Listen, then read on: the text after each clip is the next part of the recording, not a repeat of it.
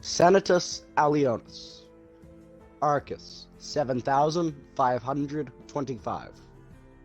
It's hard to say what came over me, and I can hardly recollect the last few hours, perhaps even days. I awoke with several empty whiskey bottles and dead bodies sprawled across the floor. Not too far from the scene was my gory 9-iron and a phonograph playing a solemn French song about life in a city I will never truly know. I turned the bodies over, one by one, and they vaguely resembled those who had forsaken me to this infernal prison. I must have conjured them and destroyed them in the same evening. But with a 9-iron, I imagined far worse fates for them. I even have a journal devoted to dark and creative ideas on how I might actually one day make them pay for the corruption and impertinence. Arcus, 337. At first glance, the endless bloodshed seems to me an act to satisfy some destructive instinct within the entity. This seems to me a reductionist distortion of something more sophisticated, something more intricate, something even sacred.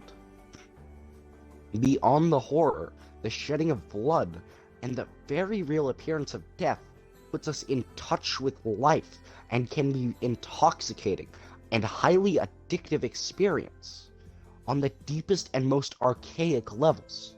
When our blood or our life force is offered to the entity, it can be seen as a gift that is soon returned to us, so that the horror may continue again and again.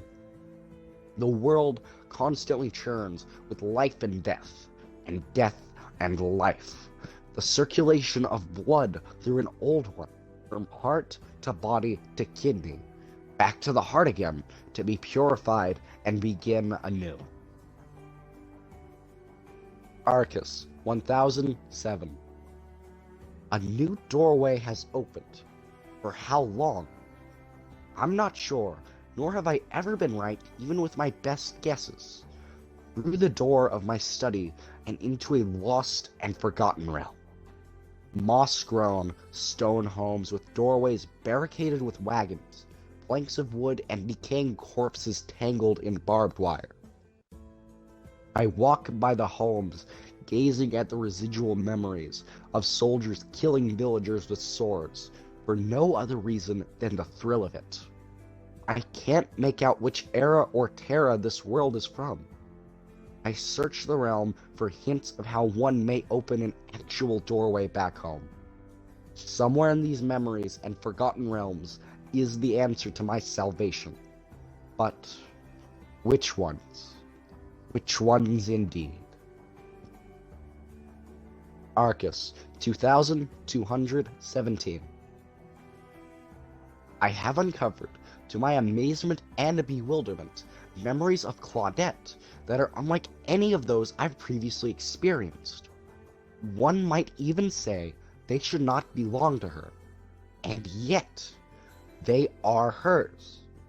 I surmise these memories may belong to another Claudette from another Terra world, suggesting that this old one may have clear preferences at the cosmic buffet for certain souls. It will take more samples of these memories to know if they are in fact from another Claudette, or if, and it is possible, I am having troubles deciphering between her actual memories and her creative musings. Arcus, 8557. I tremble as I scribble this down. Squid-like creatures difficult to describe attempt to penetrate my tower, trying to destroy my study and tools to explore and manifest. I held them off for as long as I could, then, taking the ores and other valuables, I rushed through a doorway and hid in a lost realm. When I returned, the tower was upside down, my study completely ransacked, and the creatures lay dead on the floor with black, putrid blood leaking out of them, and the smell of decaying fish everywhere. What are these creatures, and who is sending them if not this brutish monster of an old one? I spent hours cursing and throwing these fetid carcasses out of my window and back into the abyss. Memory 5738. An odd impulse caused me to climb to the roof and light a single candle in the pitch blackness of it all. When the candle extinguished, I thrust myself off the roof and plunged to my certain death, but somehow ended up back in my bed as though I was waking up from a nightmare. I don't know what I was thinking, but what this has shown me is death is not an option. Arcus 1275. I have often wondered if those trapped here have ever paused to reflect upon the inexplicable significance of this world that defies not only time and space, but death. A world made of memories that is neither consistent or constant. Something akin to a collective dream made of the collective memories and beliefs of its inhabitants. Sometimes I wonder if not all worlds were like this in some respect, and that reality is what we in fact dream it to be, or believe it to be. Arcus 8554. I was awoken mid-slumber by a delirium of shrieks and destruction, so that I rushed to the closest window to see only the endless black fog swirling outside. Things in the fog were coming to life and dying simultaneously, as though the entity were sick or in some kind of shock. Creatures roared and fought and tore each other apart somewhere in the raging abyss, and it was both entertaining and unsettling. I grabbed my 9-iron and held it at the ready, waiting for some apparition to attack me. But within moments, it was all over, and I couldn't sleep.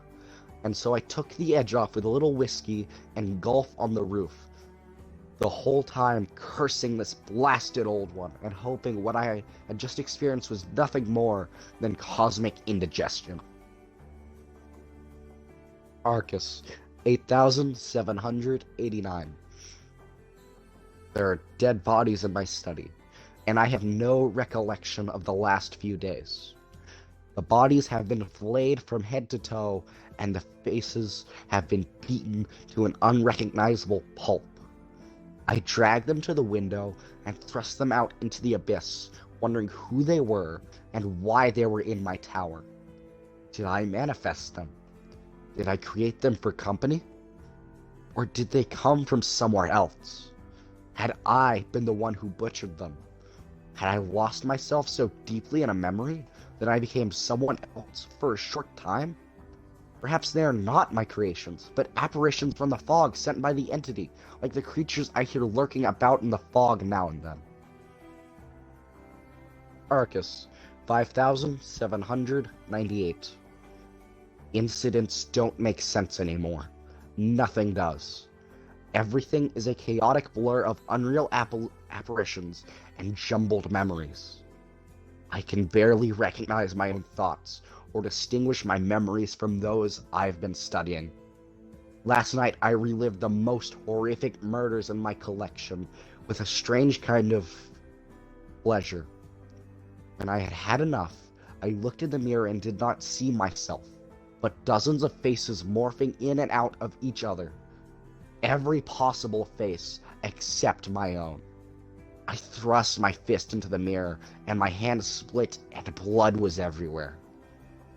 What cruel fate has befallen me that I should lose myself in the darkness while trying to escape its deadly grasp? The Orus will either be my salvation or my downfall.